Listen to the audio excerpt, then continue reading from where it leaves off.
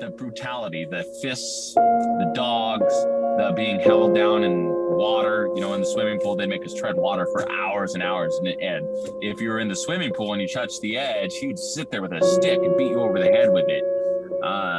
And tell you to get your ass away from the edge. No, ain't nobody touching the edge. You're going to tread water till I say you're done. And so I just remember people that couldn't, physically hold themselves up anymore. They touch the edge and get whacked with a stick, These are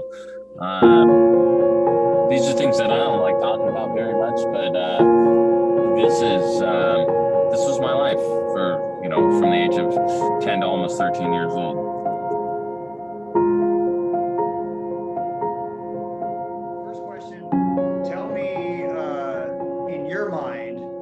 Why you were sent to Bethel, how old you were, and sort of the backstory behind it. So my name's Knoll, and I went to Bethel when I was 10 years old. I was a hyperactive kid. I'd gone through some trauma at home. My life before 10 years old was pretty crazy. Home life between marriage and divorces. I was kidnapped when I was a little kid.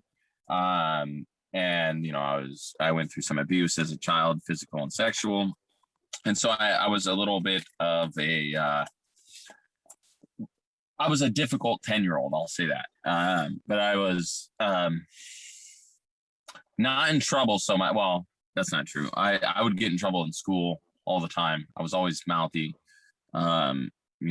questioned things, never accepted things as they were told to me, always wanted to challenge things and to, have an understanding of things. And so, but I was also hyperactive, rambunctious, similar to what I am today. And I was a little bit too much for my mother. She had gotten remarried and for the third time. And I wasn't real tight with that person that my mom married. And with that, I was too much for that whole situation. It was a new life for my mother and my brothers and everybody else. And I just didn't conform to that new life. And was, upset. I was upset because of the circumstances. My life was in chaos. I was going through a bunch of abuse and court hearings and all these kind of things. And it was like those things weren't being acknowledged for me. And so I was difficult with my mother. I had lost trust and no longer trusted my mom. And with that, it was difficult. And so my mom, with guidance from a family counselor and also from my second stepdad, decided to send me to a boarding school in Mississippi, and it was called Bethel Boys Academy. I think it was called Bethel Boys Home when I was first sent there. Later, they changed the name to Bethel Boys Academy. And I wasn't taken away like a lot of people that have bounty hunters. Obviously, I was 10 years old. I was probably only 4 foot tall, just this little kid. And my mom sold it to me at that time. I like church. I like those kind of things. I like the attention, the singing and all that kind of stuff with church. And my mom used that. Nobody else in my family liked church, but I did because it was a place where I felt safe, a place where I got attention. I got to sing and laugh and communicate without like this overbearing issue of trust and all those kind of things. So my mom used that. She knew that I liked church. And so that is why she chose Bethel Boys Academy. One was because it was cheaper, and two, because I think it relieved her of guilt. And how she sold it to me is it's going to be like a summer camp, but it's church. It's you love church. So let's go. We're going to send you down there for a few months. And we think it'll help you. And I had been expelled in fourth grade for punching the principal. And the principal had picked me up over his shoulder and was trying to carry me over his shoulder to the office. And, at that point, I had been through a lot of abuse in my life, and him carrying me to the principal's office was odd to me. And I didn't like being touched by people. And so I was fighting him, and so They'd expelled me for that. And so my mom wanted to get me back in school and try and, I don't know what her reasoning is, but so I ended up at Bethel. And yeah. Yeah, how'd you get there? Did she just drive you? Yeah, no. So my mom and my second stepdad, Frank, they flew me down to New Orleans, and we drove to Lucedale, Mississippi. We walked the property. Fountain came out, and Herman Fountain's the owner of Bethel Boys Academy, and and his son Bubba, and they showed us the property, showed my mom the property, and we did the dorms, the house, the kitchen, and the last thing was the church because it's on the far end of the property, and walked us through the church, and I knew things were winding down with the walkthrough, and so I remember telling my mom, like, you can't leave me here. This is these people are weird. They talked funny. I grew up in Seattle, and they're talking all hillbilly-ish, for lack of a better word, but I'd never experienced that. And then like they talked like snake oil salesmen, and I was always smart, and I figured that out real quick that something wasn't right. And I told my mom and Frank, and I said, you guys can't leave me here. I need to go back. I'll be good. Don't leave me here. And my mom was listening, but Frank is the one that answered. And he said, well, you made your bed. Now you got to lie in it, and we're leaving you here. And so we walked back down to the house. And I remember Fountain saying, hey, you guys can make sure and put money on his account, and he can get like goods and stuff like soap and food and those kind of things. And watched my mom and Frank drive away. And I remember just sitting there on the porch, like, this is not real. This is just a scare tactic. They're really not going to leave me here. Granted, I'm 10 years old. I'm not a teenager like most people that get sent to these places.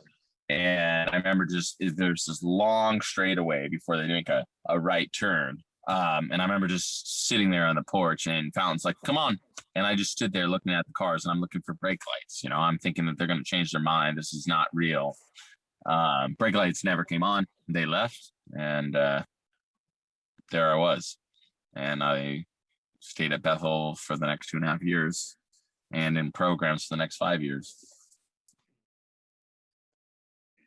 I know you're 10, so it's probably hard to remember, but I'm sure things like that stick out in your mind. So once they left, what was just sort of that first day like for you? Do you remember that? I don't remember too many of the details on the first day. I do. I think the first day wasn't that bad for me, other than, I was young. I watched the treatment of the other kids that first day, and I'm thinking, holy shit, right? But I wasn't treated bad. I wasn't talked down to that first day anyway. They could see that I was a little distraught, overwhelmed.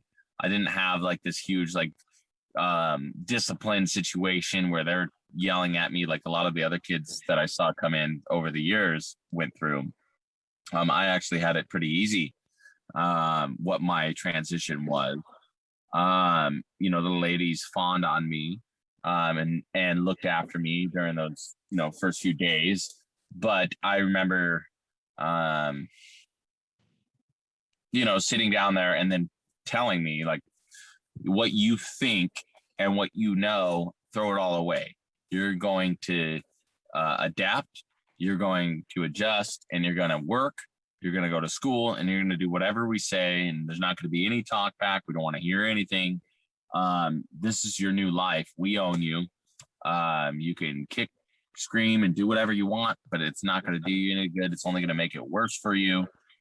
We own you. Nobody's going to listen to you. Nobody, if you talk back to us, you're going to get it. And that's exactly, this is Herman Fountain. This is before William Knott got there, which we'll get into later. but this is just Herman Fountain and his family. Bubba's about I don't know, 350, 400-pound guy. They called him Bubba. His name's Herman Fountain Jr., but everybody called him Bubba. And Bubba was more aggressive with me than Herman Fountain at the time. But they basically just said, look, whatever you think's going to happen. And I remember saying, no, my mom's coming to get me. No, your mom's never going to come get you. You're here and you're going to do what you're told. And if you give us any problems, just know that we'll take care of it. And mama's not here to save you. We own you. And so that's kind of what went on.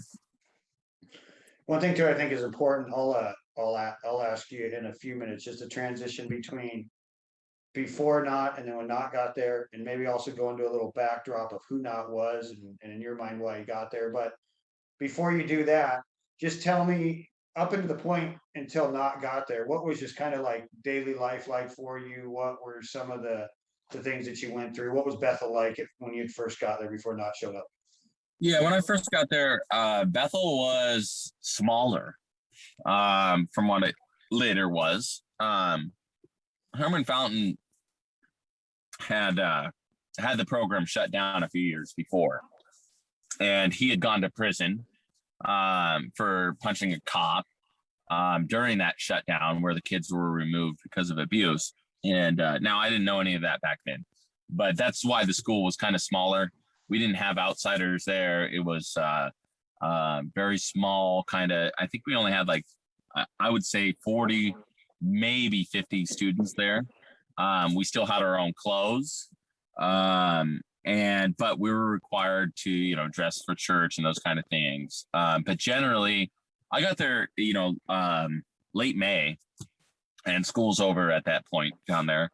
And so it was just work. They put me on what they called, I'm going to say the word, and I'm not saying it derogatory, but their crews were called the nigger crews, and that's work crews. That's what they called them. That's what I knew it for the next 2.5 years at Bethel. They called them that. And that's work crews. Those are work crews where you're out clearing brush, scraping paint off of machinery that they would buy. For the first few months they were building this house over by the church, and they would use students to build it. I was put on that. My job was to pick up all the nails and all the old scrap wood and put them in piles and pick up the nails and put them in buckets. And then they had this garden. And so these are, 8-10 hours a day where we're out there picking black-eyed peas and okra and all this stuff out of the garden and having to shuck them and do those kind of things. And then they started clearing the back 40. And I was on these work crews all the time. Basically, my entire first 3 months there was just work, church on Sunday, work. Sundays were generally our day off, but the other 6 days of the week, it was just working. And, I was 10 years old. I was always distracted by anything. I'm in Mississippi, so there was always like weird ass bugs, the frogs and toads and cicadas and walking sticks and praying mantises, and I'm all over the place. Like, oh my God, look at this thing. And I kept getting yelled at to, boy, put that down, get your ass back to work, those kind of things. And that's what my first few months were. And the routine was we kept our clothes. It was pretty regimental, and I watched kids, including myself. I was always in push-up position because I'd get distracted and be forced down to do push-ups by Josh and Bubba.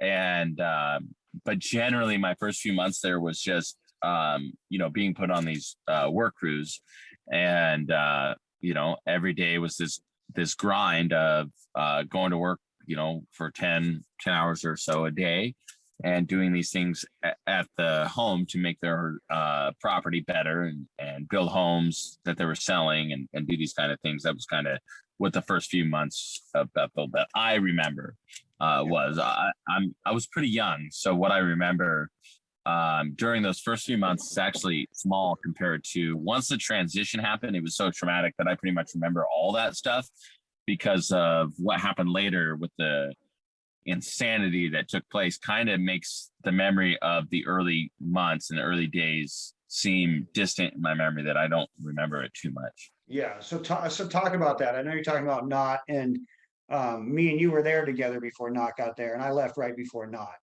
So go into a little bit to your understanding, like who was Knott, why was he there, and then go over the transition that you're talking about. Because we've heard that from a lot of the guys. There's a transition that were there pre-Knott and during Knott.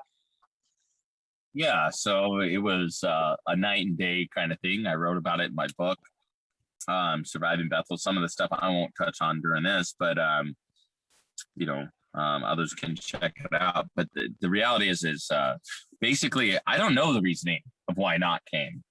I can only guess. These are conversations I've never had with the Fountains. Hey, why did you bring in William Knott? William Knott was a former boxer, former Marine, that I believe Herman Fountain met in prison. And one day it just happened. Bethel was still a structured place, but when Knott got there, everything changed. It wasn't just structure. It was brutal. It was, you're talking about structure beforehand, which is more structure than any teenager or any child has probably ever seen. But then when Knott got there, it was like times 10. Literally, I just remember, and this is kind of how I remember, he may have gotten there during the day, but I remember it like literally just the lights coming on. That's how they would wake us up every day. Is they would just flip on the lights, pop tall is what it was called in the early days. And then when Knott got there, it was different. It was attention on deck. Anytime somebody would walk in, they turn on the lights, you got to jump to your edge of the bed, and they do a roll call, those kind of things. But when Knott got there, it was the lights come on, and it was just insane yelling. It was, William Knott. It was Fountain, Bubba, Josh, all in our dorms. But William Knott was the one initiating everything, and Herman and everybody was just there to back him up, to let us know that he has the authority. And it was just literally waking up to everybody's got 10 seconds to get outside, to get up and out.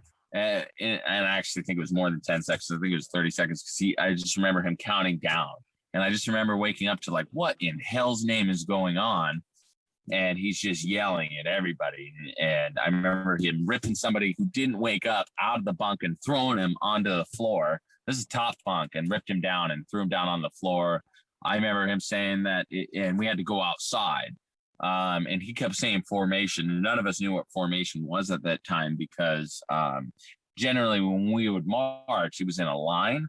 And so he's yelling and screaming, and we're all running outside down the steps. I lived upstairs. There was downstairs too. I think he had hit downstairs first, because downstairs was already outside when we were running down the steps to go outside. And it was just this yelling and screaming and, watching people be thrown off. And that's what he's saying is, whoever's not down there in this amount of time is going to be, I'll throw them off the balcony. And he puts us all out there. And once we all got outside, it was everything that everything that you are, that you think that this place is, it's done. And he's out there, and, people are doing things, and nobody knows what the hell's going on. Stand at attention. We don't know what that is. And this guy's telling us to do this. And I remember him throwing down this guy and telling him to do push-ups, and the guy's doing push-ups, and he's just like, literally grabbing his shirt and his pants and throwing him down and lifting him up, throwing him down and lifting him up. And I'm like, I'm 10. And so it was, it was a rough transition, and that's how it all began. And that's when Bethel Boys Academy was launched. We lost, they gathered up all of our clothes, our personal belongings. They put us in Army fatigues, which are called BDUs. We had black boots, camouflage pants, and a white t-shirt was our uniform. And on Sundays in school, it was Dickies, blue Dickies with the Bethel Boys Academy logo, and things were never the same. From there on, it was absolutely brutal. The things I saw over the next 2 years of not being there, I've been around a long time. I've been in the military. I've lived quite the life and been through, I'm street smart. I've seen a lot. And, nothing compares to what would take place after Knott got there compared to what it was before. I mean, it was brutal before, but it was just something that I've never experienced since. What were some of the things? Well, what was life there, and some of the things that you saw, and go into just tell us some, some of what you saw. I think it's also interesting to hear, because you were 10 and 11, and I think you said 2.5 years there. So I think a lot of us and a lot of kids that go to those schools are older. So I can't imagine what going through that would be like at that age. when Knott got there, it was his world. The Fountains, I think, were just on the recruiting and sales side of things at that point, and kind of, obviously Herman Fountain was the pastor and the preacher, but really they handed everything over to him, and they didn't care what he did. I think they gave him permission, whatever it takes. We don't care what you do whatever it takes. So it was, especially the first 2 weeks were fucking insane, for lack of a better word. I mean, absolutely brutal. Those 2 weeks he called it the lean, mean, green machine. And he would put on these BDUs, which are Army fatigues, top, bottom, they're all pressed with creases in them, and a Smokey the Bear hat. I think it was like a drill instructor hat. And man, when that guy came in there with that thing, you knew you were getting fucked up. And what I mean by that is, if something happened, if somebody did anything and he come in there with that, you're going to have a rough 2 days. Because I'm saying, they would turn the heater on. This is summertime, right? Mississippi gets real hot already. Our dorms are already, 100 degrees, 95 degrees. And they would just turn the heaters on full blast and start dumping buckets of water all over the place, making us do calisthenics. Brutal calisthenics. I mean, we had these foot lockers. They had changed us out from the smaller ones to the way heavier wooden ones, much larger. And so, if somebody failed inspection, if somebody talked back, there was no punishment. Before Knott got there, if somebody did something, that person was being punished. But after Knott got there, if somebody talked back or if somebody didn't pass inspection, everybody's getting punished.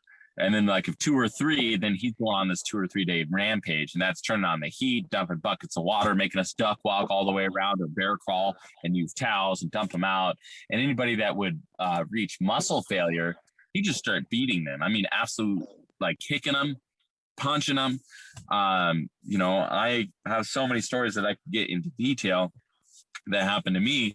I've been punched, choked out to the point of unconsciousness. I had one of those times where they called them sweat parties, where he would turn up the heat on full blast, dump all these buckets of water all over the damn floor, and make us all do laps in bear crawl or duck walk position. You got to have a towel in front of you. But if you touch your knees or if you go down on the ground, then he's picking you up and throwing you around or doing those kind of things. And during one of these sweat parties, they had these buckets of water. And I remember, I was always a smart mouth kid. And always, it's the only way I survived there. These are a bunch of teenagers that, would bully me. And so my survival technique was to be vicious back to them. And that's kind of how I survived there. And with that, that was my demeanor. My entire time at Bethel was being brutally vocal, vicious, and it went towards William Knott and the Fountains as well. That if my legs were hurting or I'm 10 years old, I can't do this physical shit that these teenagers are doing. They're healthy and strength. I'm just a kid that's still developing. I haven't even hit puberty. So I couldn't do these things that they were wanting us to do, squats and push-ups and jumping jacks and running 3 and 4 miles and not collapsing. That I was always the last guy, and I was always the guy dropping down. And one day there's this sweat party where I just said, fuck this. I can't do it anymore. And, I went through a lot of crying during those early days. And I remember always thinking, why? Why did my mother do this to me? The problems in my life were, not through any fault of my own. And I always remember that those times where things were so bad, feeling so helpless that nobody cares about me. They're not my own mother, not my father, nobody. I'm here in Mississippi and they don't give a shit what I'm going through. And so one time, back to the sweat party, is I was feeling that depression, that overbearing sense of anxiety of not caring about me or anybody else. And I just said, nah, fuck this. I'm not doing your duck squats or duck walks. I'm not doing your fucking bear crawls. My body's at the point of exhaustion, and who cares? And I would get that a lot at Bethel. And with that, a lot of the guys would get punished for it. But in this particular case, it was me that got punished, where, they want us to do these laps, duck walking to the dorm. And I just said, nah, I'm good. And I just sat down on the floor. And I was like, my body's done. And I remember William Knott grabbing me and telling me to go. And I was, nah, I'm good. I don't care. I was in this depressed state of, my parents don't care about me. I have nobody, and who fucking cares what happened? And they threw me down to the ground, and he put a foot on me while he had another older student dump buckets of water over my face. Mind you, I'm out of breath from doing all this crap and that they wanted me to do. And and he was just dumping buckets of, and I wrote about this in my book. It was just bucket after bucket over my face while I got a foot on my chest. And I remember not being able to breathe. I'm inhaling water. I'm choking. And granted, I'm 10 years old. I was almost 11 or so at this point. And, but that's the craziness of things that happened there. And I just remember thinking that these people are going to kill me. And many times after that, I've had, William Knott would also, do other weird things. Kids would show up, obviously, when they're, especially teenagers, they're mouthy. They think they're the shit, and, they are troubled, and they go there and fuck you. And so he would quickly throw them down, punch them, hit them. He had these pit bulls named Diamond and Polo, and both those dogs loved me. They knew that I was young. The dog did. And they could sense the anxiety that I felt. They always would sleep on my bed. But if William Knott, they were scared of William Knott because he would beat them too. They didn't do what they were told. And I remember anytime somebody said Yano Schmiede, or William Knott would grab your shirt and go, Yano Schmiede, and you better fucking run for your life because those dogs are coming after you. And one, he would do this sick shit. And if people were off in the distance, and he would tell them to run across the bridge over towards the school or the church. And he would give these kids head starts. And then he'd say, Yano, and he'd have the dogs on leashes, Yano Schmiede, and pull the frickin', the clips on their collars and let them run. And dogs would always run them down. And that happened to me one time. As I remember, he didn't give me a head start. I was leaving formation, and I've had this tendency to say fuck it. And a lot of people that went to school with me, is I kind of did what the fuck I wanted. I never really cared, and people went through a lot of punishment because of that, because of me. But I was young and didn't care. I was so broken. But I remember just walking away and running across the bridge and saying, fuck you, I'm done with this shit. And I'm getting away, and he's Yano Schmiede, and I remember Diamond, and I'm just running, right? And I'm running. And I had reversed my course, and I was about the side of the bridge, and I was able to get back to the dorm and just about able to close that door in the bottom of the dorm, because I was looping back over the bridge about the time he sicked the dog on me. So I was able to do this little, turnabout way and get to the door, but that was it. The dog got me before I could close the door in the downstairs dorm. But the brutality, the fists, the dogs, the being held down in water, in the swimming pool, they'd make us tread water for hours and hours. And if you were in the swimming pool and you touched the edge, he would sit there with a stick and beat you over the head with it. and tell you to get your ass away from the edge. Ain't nobody touching the edge. You're going to tread water till I say you're done. And so I just remember people that couldn't, physically hold themselves up anymore. They touch the edge and get whacked with a stick, These are things that I don't like talking about very much, but this was my life for, from the age of 10 to almost 13 years old.